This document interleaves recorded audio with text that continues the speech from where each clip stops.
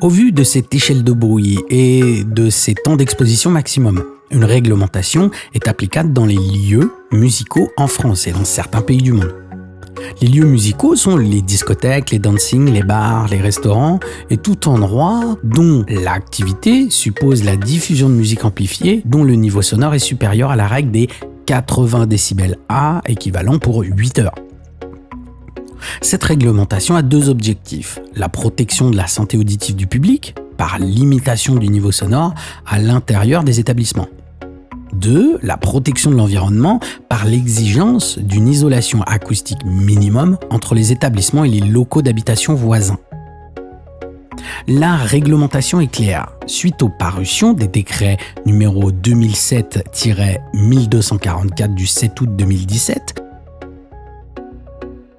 le Code de la santé publique, par l'intermédiaire de l'article L 1336-1, met en place des seuils de niveau sonore à ne pas dépasser à aucun moment et en aucun endroit accessible au public les niveaux de pression acoustique continue, équivalent à 102 dBA sur 15 minutes et de 118 dBc sur 15 minutes.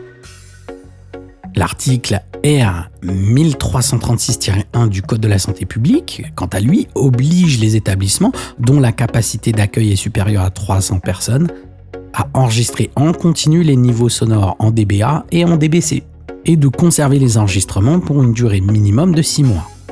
De plus, ils doivent afficher en continu à la console des niveaux sonores auxquels le public est exposé. Afin d'améliorer la sensibilisation du public sur les risques auditifs, des mesures sont aussi mises en avant. L'information du public sur les risques auditifs, la mise à disposition du public à titre gratuit de protection auditive individuelle adaptée au public, au type public accueilli dans les lieux, on verra cela dans les prochaines vidéos, la création de zones de repos auditif ou à défaut aménager les périodes de repos auditif au cours desquelles le niveau sonore ne dépasse pas la règle égale à l'énergie fondée sur la valeur de 80 dBA équivalent sur 8 heures de temps. La loi donc impose aux professionnels du spectacle de tout faire pour l'exposition aux risques sonores des usagers soit limitée. Concrètement, les patrons d'établissement doivent donc établir une étude d'impact des nuisances sonores à mettre à jour lors de toute modification des installations. Elles doivent comporter deux éléments principaux: une étude acoustique afin d'estimer les niveaux de pression acoustique, que ce soit à l'intérieur de l'établissement ou à l'extérieur des locaux. Cette étude doit être certifiée par un organisme agréé par l'État. Une description aussi complète des dispositions prises pour limiter le niveau sonore à l'intérieur comme à l'extérieur de l'établissement. Il peut s'agir de limiteurs par exemple, d'un coût d'environ 2 000 €. Il fonctionne soit par limitation de la modulation du son, le limiteur est alors placé entre la table de mixage et l'amplification, soit par coupure d'alimentation du système de sonorisation. Il est également possible d'installer un outil de mesure en direct afin d'agir sur le niveau sonore en conséquence. Qu'on soit clair, tu vas travailler en France avec un limiteur de niveau sonore. Ce limiteur est réglé par un agent agréé par l'État. Il faut savoir travailler avec ce limiteur. Le rôle du limiteur étant de contrôler et de plafonner le niveau sonore de l'établissement. Cette limite, tu l'as vu, est de 102 dBA. Si le niveau de ta salle est en dessous, le limiteur ne se déclenchera pas. Donc tout ira bien. Si tu es au-dessus, le limiteur va prendre le relais et ne va pas dépasser le 102 dBA sur 15 minutes. Si tu pousses plus loin, cela ne changera rien au volume général dans l'établissement. Seulement, le limiteur va écraser, tasser tous tes sons.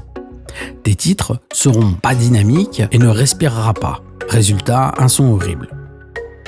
Reste juste en dessous du seuil que ton limiteur indique. Si c'est pas assez fort en volume pour toi ou ton public, c'est ainsi. Les réglementations en vigueur en France, personne n'y peut rien. Il faut respecter la loi. Si tu veux en apprendre davantage, je t'ai fait une formation complète sur la programmation musicale pour les DJ.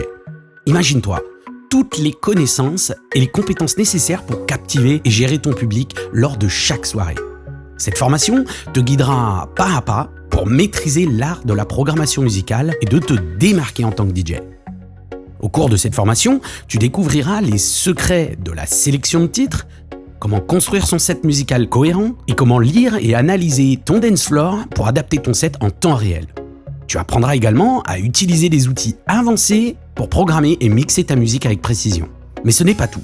Nous aborderons également les différentes techniques pour comprendre ton public et créer des événements uniques et originaux. Si tu veux devenir un DJ incroyablement talentueux, capable de captiver ton public à chaque set, ne cherche plus. Rejoins ma formation sur la programmation musicale et transforme tes sets en expérience musicale inoubliable.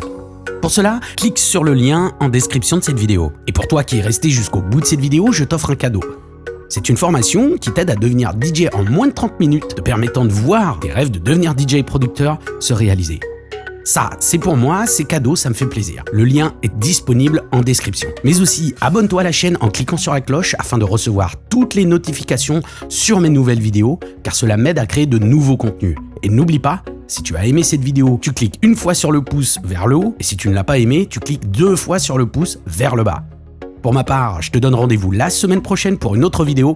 Merci, ciao ciao, bye bye.